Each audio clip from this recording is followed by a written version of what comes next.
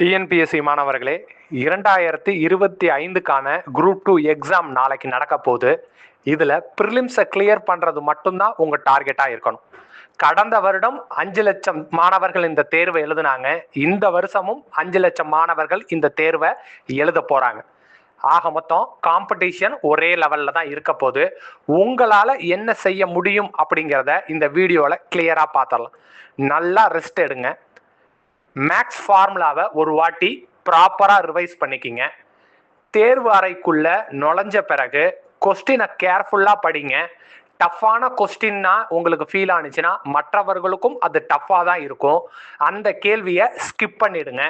உங்களுடைய டயத்தை தெளிவாக ஒவ்வொரு கேள்விக்கும் ஒதுக்குங்க. மேக்ஸில் ஒரு கடினமான கேள்வி வந்துச்சு, நிறையா ஸ்டெப்பு போடுற மாதிரி இருக்கு அப்படின்னா அதை ஸ்கிப் பண்ணிடுங்க. தமிழில் ஏதாச்சும் ஒரு கேள்வி தெரியல அப்படின்னா அந்த கேள்விக்கு பதில் சொல்வதற்கு உங்களுடைய பொன்னான நேரத்தை செலவிடாதீங்க. தெரியாத கேள்விகளை விட்டுருங்க. திரும்பி ஒரு ரவுண்டில் அந்த கேள்விகளுக்கு பதில் சொல்லலாம்.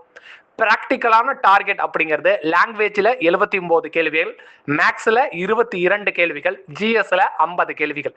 இந்த கேள்விகளுக்கு சரியாக பதில் சொன்னீங்க அப்படின்னா 150 கேள்விகளுக்கு நீங்கள் பதில் சொல்லியிருந்திருப்பீங்க.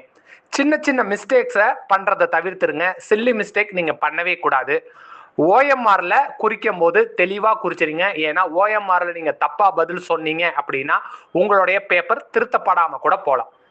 ஆசுவாசப்பட்டுங்க, ரெஸ்ட் எடுங்க. நாளைக்கு தேர்வை சரியாக